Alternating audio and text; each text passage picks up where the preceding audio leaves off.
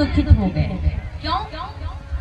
क्योंकि राजा के मन में ये पीड़ा सताने लगी।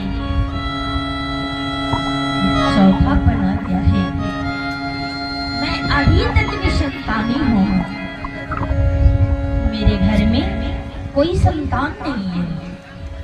राजा चिंतित रहने लगे, राजा व्याकुल रहने लगे कि एक बार भूपति मन माही भय गलानी मोरे सूत नाई। राजा को ग्लानि हो रही है, जिसे हम टेंशन कहते हैं, चिंता कहते हैं। राजा को चिंता सता रही है, और क्यों न सताए? जिसके घर में संतान नहीं होती है वही इस दर्द को समझते हैं कि पुत्र या पुत्री का न होना कितना दुख की बात है। ये तो वही समझते हैं जो निसंतानी है।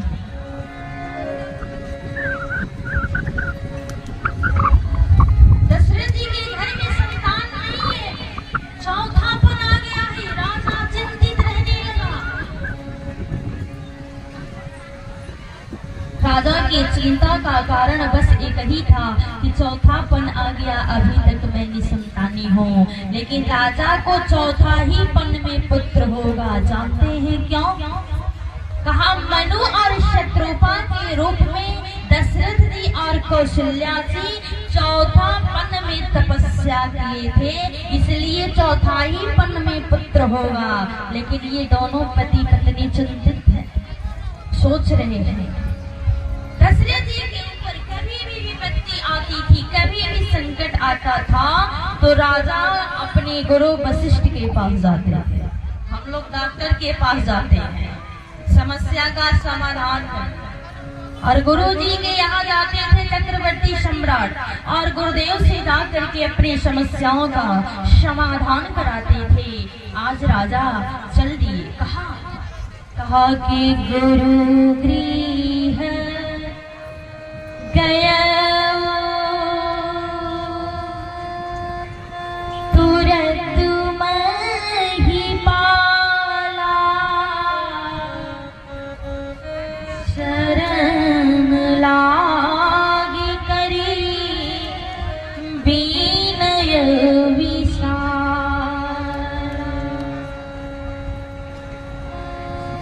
गुरु के गृह में जाकर के राजा बिना विशाल विनय करते हैं। विनय में राजा अपने दिल की व्यथा को कैसे गुरुदेव से कहते हैं। हाथ जोड़ करके गुरु जी से निवेदन कर रहे हैं, गुरुदेव बीत गई जिंदगानी। आप लोग भी गाएंगे कि बीत गई जिंदगानी ललन बिना।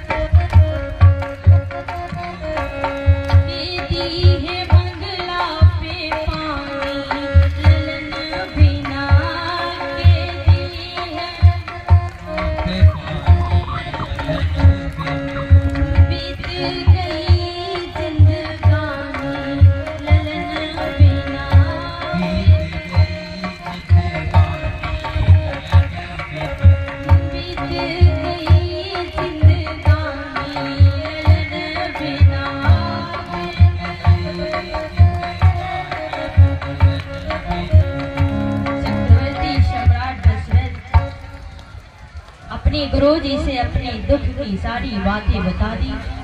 गुरुदेव का आदेश हुआ, राजन घबराओ नहीं, धरहु धीर, होई है सूत चारी, धरहु धीर। कितने पुत्र होंगे? चौपाई क्या कह रही है? दशरथ के घर कितने पुत्र होंगे? 4। एक माता जी कह रही है 5। नहीं, धरहु धीर, होई है सुत चारी, यानी 4 पुत्रों की प्राप्ति होगी। राजन धैर्य धारण करो, पर होगी, लेकिन कब होगी ये भी तो जानना जरूरी है ना। कहा कि श्रृंगी ऋषि वशिष्ठ बुलावा, पुत्र लागे सुबह यज्ञ करा। माता जी अभी बधैया निकाल गई है, जब सोहर होगा तब दीजिएगा, क्योंकि सोहर तभी गाने को मन करता है जब मोहर मिलता है। अभी आप लोग बधैया अपने पास ही रखिए, जब सोहर होगा तब बधैया दीजिएगा, ठीक है ना। सबसे रणगार श्रृंगी ऋषि को बुलाया गया। समय अभाव में, संक्षेप में, समझ रही है ना, कम समय में ज्यादा बातें करना, तो संक्षेपण में बताना चाहूंगी। श्रृंगी ऋषि को बुला करके और अवध में यज्ञ किया जा रहा है। किसके लिए? बेटा के लिए, बेटी के लिए नहीं। पुत्र लाभ सुख यज्ञ करावा, बेटा के लिए अवध में यज्ञ होने जा रहा है। हमको लगता है उसी समय से लोग पक्षपात करने लगे बेटा और बेटी में, है? लेकिन अभी तो समय सही चल रहा है। आप लोग बेटा और बेटी में कोई अंतर नहीं समझ रहे हैं। सारे लोग पढ़े लिखे समझदार हो गए। यज्ञ होती गया, होती गया, होती गया। जब यज्ञ में आहुति देने का समय आया, ठीक उसी समय अगिन देव हाथ में चरू यानी खीर लेकर के प्रकट हो गए और खीर का पात्र गुरु वशिष्ठ जी महाराज अपने हाथ में ले लिए और लेकर के आगे बढ़ाते हुए चक्रवर्ती सम्राट महाराज दशरथ से कहते हैं कि यह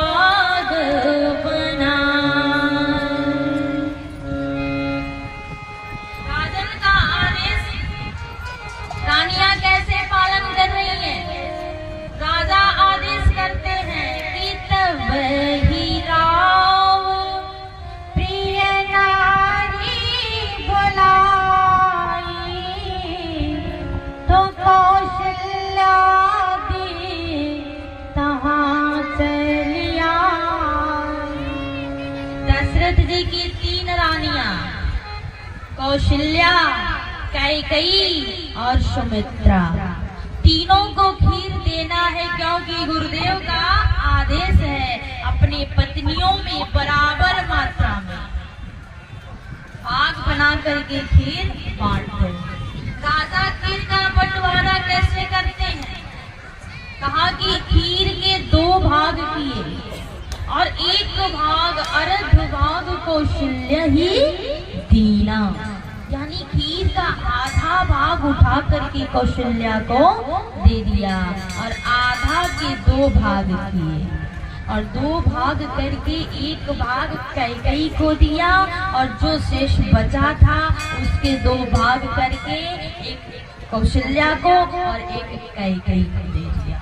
अब राजा के पास खीर नहीं है, राजा दुखी हो गया। क्यों? क्योंकि राजा के पास अब खीर है नहीं और राजा की सबसे छोटी रानी सुमित्रा, उसे भी पुत्र की कामना है, पुत्र की इच्छा है, बस खीर नहीं मिला। जब आई और आकर के खड़ी हुई तो राजा अपने सर को नीचा कर लिया।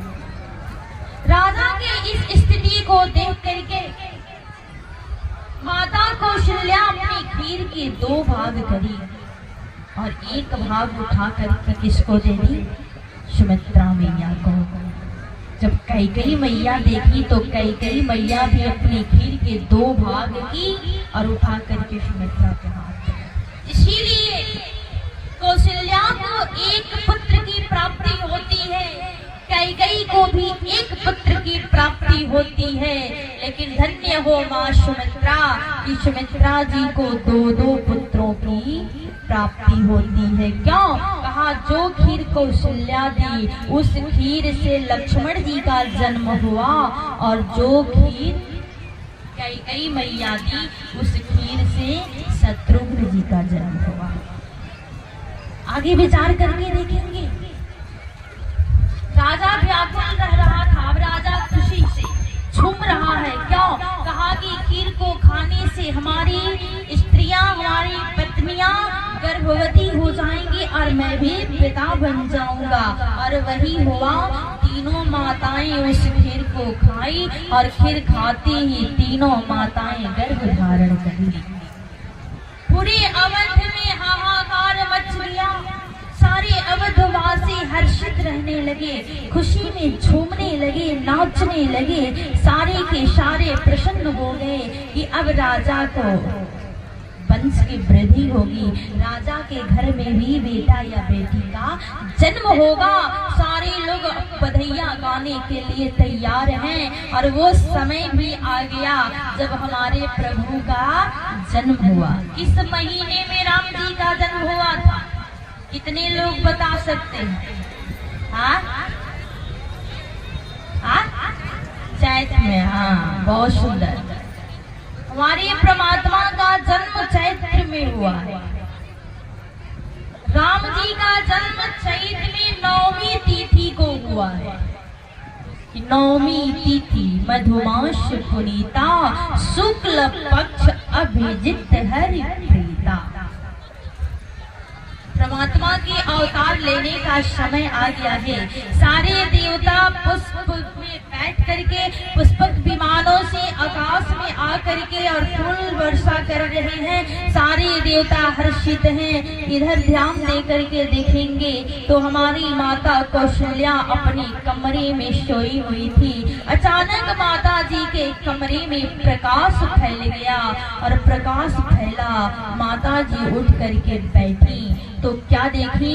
कहा माता जी के सामने चतुर्भुज नारायण खड़े थे, 4 हाथ वाला। जब चतुर्भुज नारायण के रूप को देखी ना, मैया अपनी आंखें बंद कर ली। भगवान कहे माँ दर्शन कर लो, क्योंकि हमारे इस रूप को पाने के लिए बहुत सारे लोग जन्म जन्म मुनि जतन कराही, जन्म जन्म जो जब तब पूजा पाठ नियम आराधना उपासना करते हैं, फिर भी इस हमारे शरीर को नहीं देख पाते, इस हमारे रूप को नहीं देख पाते। इसलिए दर्शन कर लो माते। माता जी बोली नाथ, मैं आपके इस रूप को पाने के लिए तपस्या नहीं की। कहा तो? कहा बाल रूप में चाहि तुम ही समान सुत, आपके जैसा बेटा पाने के लिए मैं तपस्या की थी। इसलिए हे नारायण इस रूप को मैं नहीं देखूंगी।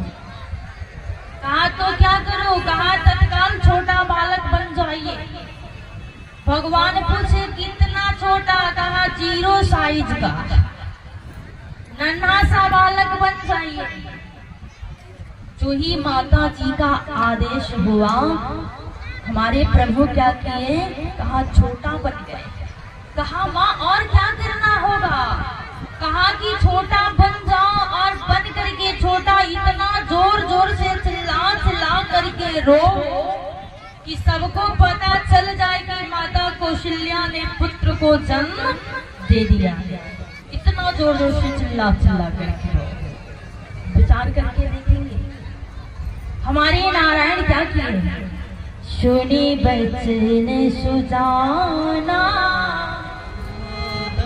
रोदन ठाना अहो ही बालक सुर भूपा।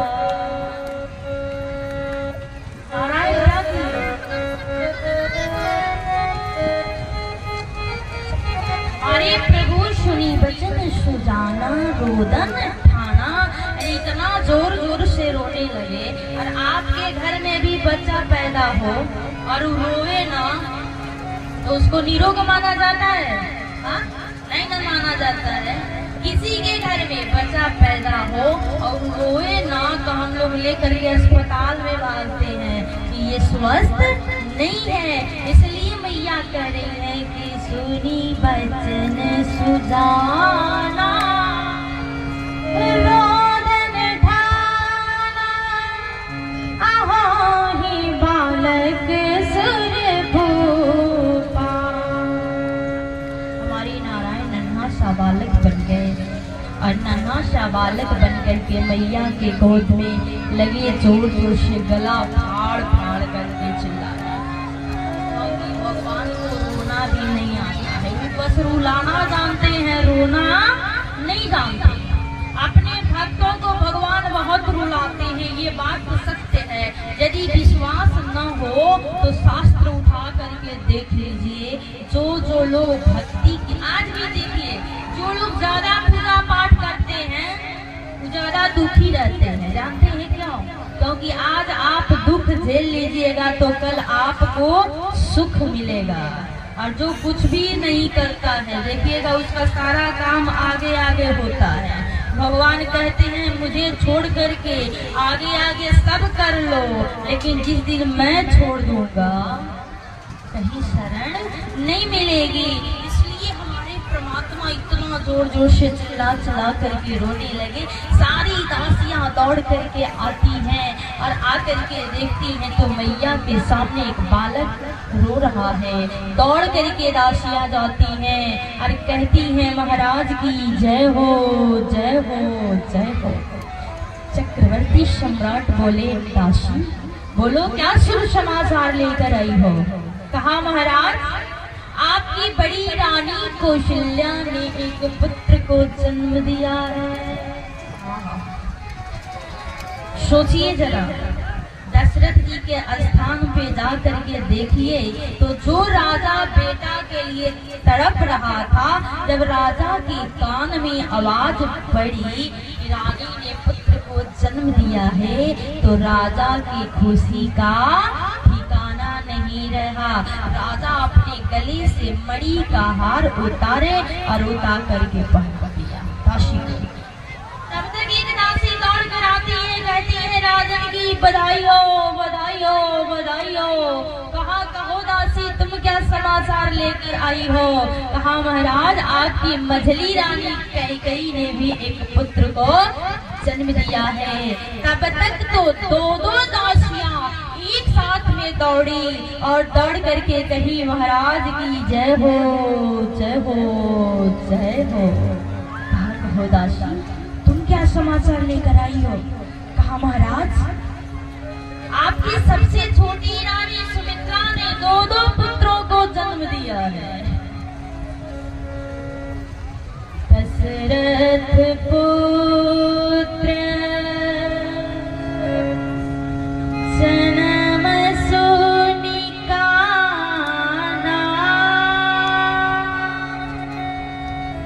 मानहु ब्रह्मा नंद शमाना। दशरथ पुत्र जन्म सोनिका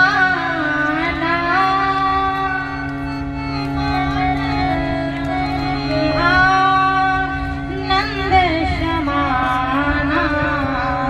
दशरथ पुत्र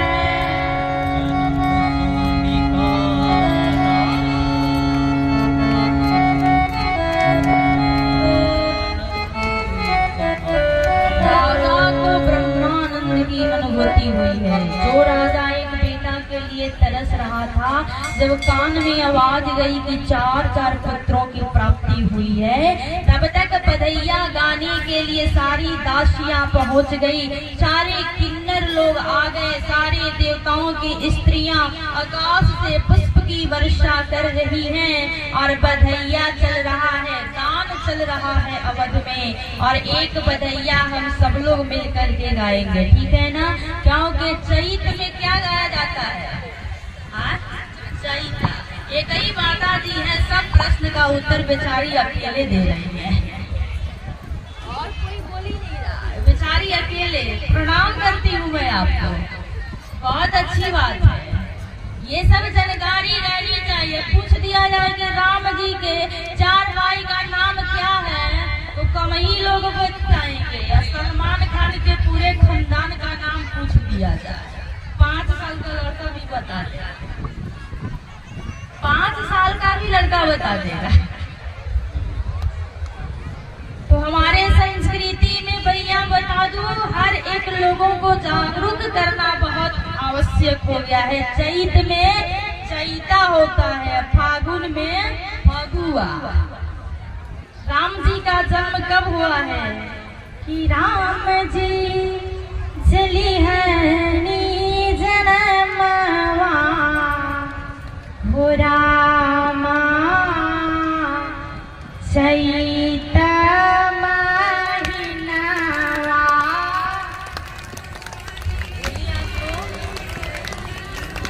बहुत सुंदर।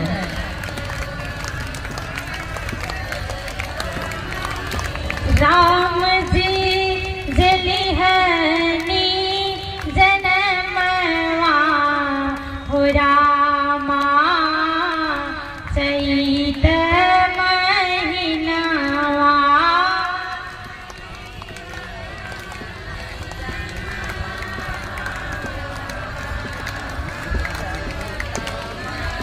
चैत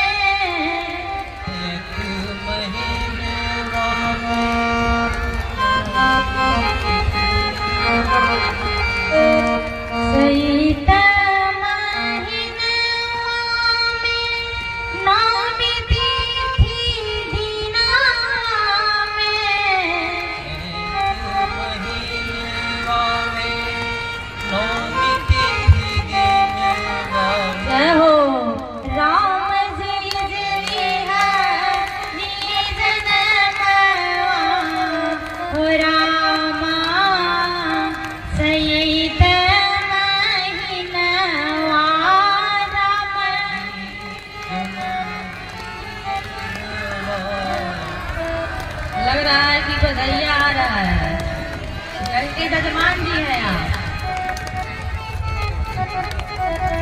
अशोक महतो बीडीसी आपके तरफ से 100 रुपया और सत्तन कुमार जी आपके तरफ से 50 रुपया बधैया आया है।